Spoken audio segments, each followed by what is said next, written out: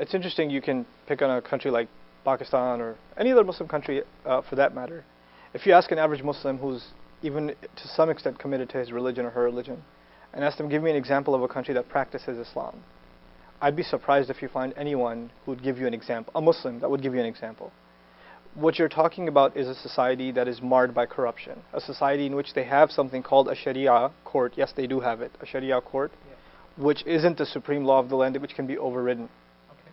So, and its provisions are violated all the time. To take the barbaric actions of some Muslims and to say, well, some Muslims are messed up, that must be because of Islam, is a very inaccurate and an unfair assessment of not just Muslims, of any people.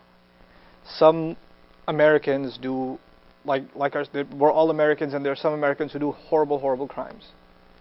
That some Americans have done terrible crimes, that must mean all Americans are this way. It's ridiculous.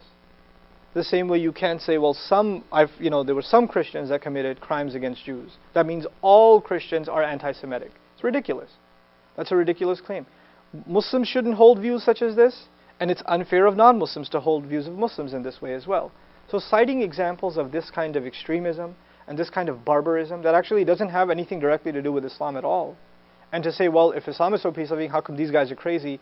That's the question Muslims are asking themselves. Islam is so awesome, why are you guys crazy?